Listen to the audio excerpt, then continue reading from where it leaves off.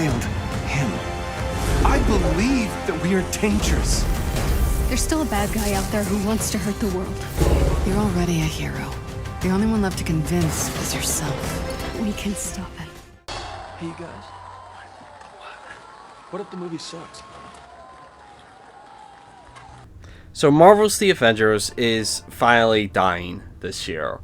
It's unfair of me to say finally dying because I did enjoy this game. In fact, this game, on that stupid, end of year report card that Sony puts out for like most games you played, this was the #1 pick for 2021 and 2022 for me. I played the hell out of this game, even though there was a lot of criticism about it and a lot of people did enjoy it. I did, in fact, enjoy a lot about this, but I did have my fair share of criticism about this game as well. All you have to do is go back and watch my very first Avengers review on the game, and you'll be able to see some of my criticisms I had. But looking at the game almost 3 years later, I will say that while I had a lot of fun with it, there were some things that honestly did really paint on the wall. Yeah, this thing's not going to last. And so, yeah, today let's go over what killed the Avengers game. So, #1, I'm going to get this out of the way. Anyone who's seen my Avengers review know what's coming. And that was Kamala Khan. Essentially, you teased audiences that, hey, finally there's going to be an Avengers video game for the current generation. And everyone just automatically was kind of excited, like, hey, we're going to get a campaign as well as a bunch of multiplayer. And then after the game was revealed, it was snuck in that Kamala Khan was going to be another character introduced in the game. And then just real briefly, they said, yeah, she's going to be the main character. And honestly, the campaign is a Kamala Khan game. The Avengers are basically glorified cameos in this campaign that is entirely focused on Kamala Khan. And when you say the Avengers, you tend to think of Iron Man, the Incredible Hulk, Thor, Captain America, Black Widow, Scarlet Witch, hell, She-Hulk and Captain Marvel even. But barely anyone thinks of Kamala Khan. And I know she has her very, very, very small but very, very, very dedicated fan base. People who think she's as cool of a character as Spider-Man. Yeah, I don't go to Scream Man anymore. But it's just, honestly, it's a very disappointing character. The character is basically has been accused of just being a self-insert for the original creator of the comic. The character has ripped off powers from Mr. Fantastic, and the character also has a boring costume. The only thing fascinating about the character is that she's, in fact, Muslim. That's the only interesting thing about her. And it's not enough to keep the character afloat. Now, you could be a diehard fan of Kamala Khan if you want to. That's perfectly fine. But when we're being promised the Avengers game, people want to play as the Avengers. And Kamala Khan, a lot of people don't consider an Avenger. So, but at #2 is gear. Now, gear was kind of the thing that they were really trying to hang their hat on for what's going to be getting people to come back for this game, and it didn't work out.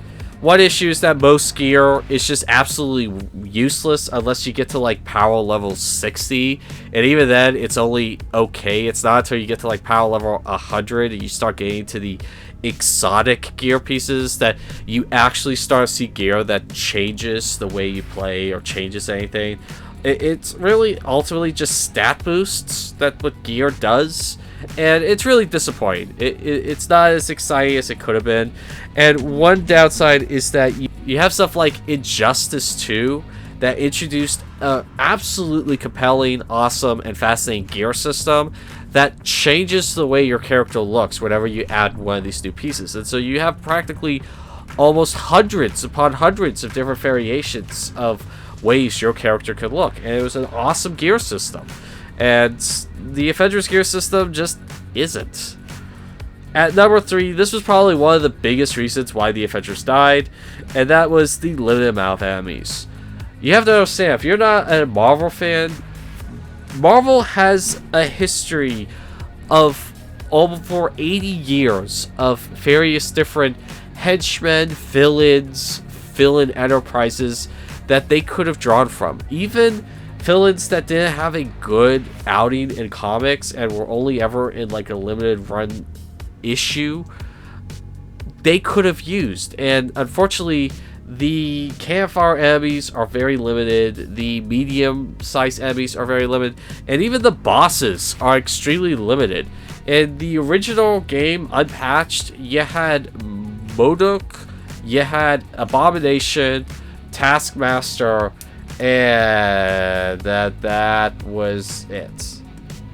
And then the DLCs, they introduced a weird, like, Destroyer, like, knockoff that had Thor's hammer and Captain America's shield. You rarely ever played against that one again. And then you get Maestro, which is, again, just like a variation of the Abomination, which is a constant problem you saw with the Avengers.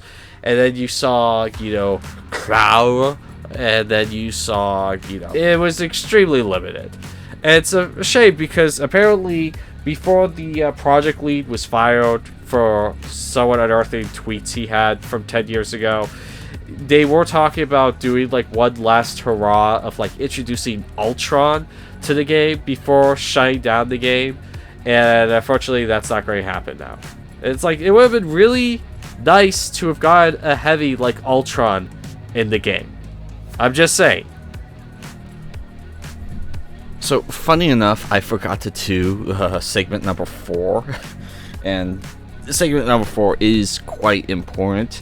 And problem number 4 is the overpriced cosmetics and Battle Pass. So, with typical games like Assassin's Creed Valhalla that have a live service aspect to it, a new cosmetic costume for your main character usually runs around the $5 mark, and for the most part, if it's a costume you really like, it's kind of worth it. $5, it's not that much, it's a little bit more than you'd want to pay. In terms of Marvel's The Avengers, they decide for the top premium costumes to charge $14. $14 for a costume. That's insane.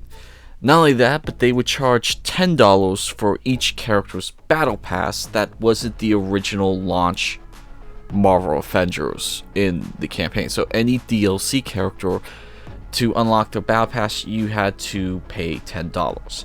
Now, these were kind of, you could get around these by waiting for sales and discounts that they would release on a weekly basis, sometimes for certain characters. Sometimes they would have triple XP weekends, and they would have all cosmetics for this character 50% off. And so then some cosmetics would drop down to around the $7 range. And not all cosmetics were $14, but the real premium ones, like the MCU outfits, were $14. And that was just ridiculous that they were asking that for those costumes.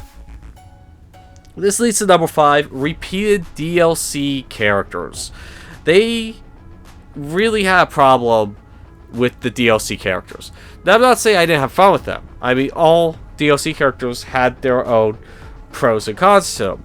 But the issue is that, the first DLC character is Kate Bishop, which, honestly, I don't know why they let off with her. Why not Hawkeye? They mentioned Hawkeye in the campaign, and Hawkeye kind of felt like a no-brainer to bring into the Avengers, but they did Kate Bishop. Probably they did this because Kate Bishop had her own television series that focused entirely on her that came out. It was called Hawkeye. I don't know why they didn't just call it Kate Bishop.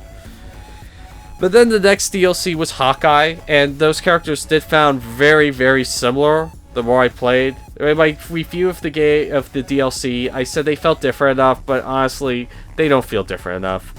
Then we finally got Black Panther, which I will admit was a good DLC character, and it felt like they actually did put a lot of effort into him.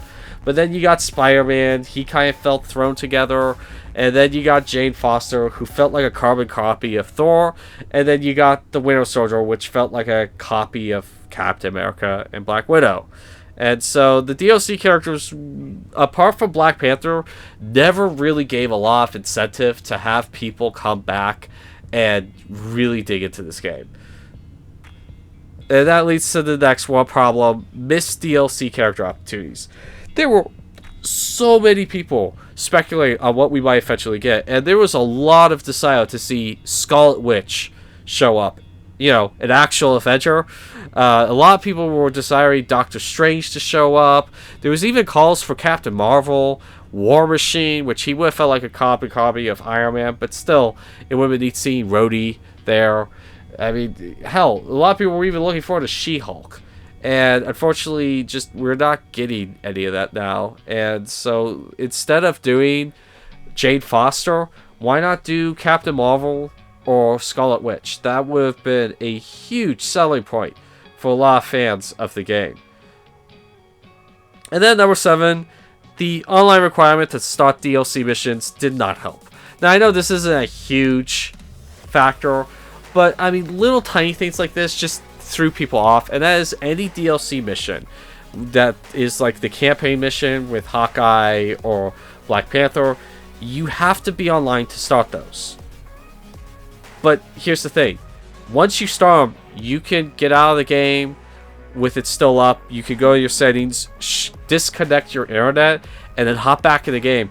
And not only can you play that mission you're in, you can finish it, complete it, and get all the rewards for it.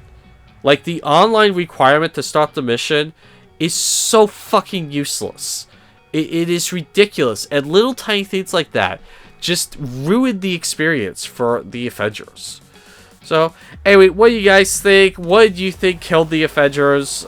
Say off in the comments down below. My name's Christopher Kyle with 11 Hour Views. And that will be all for today.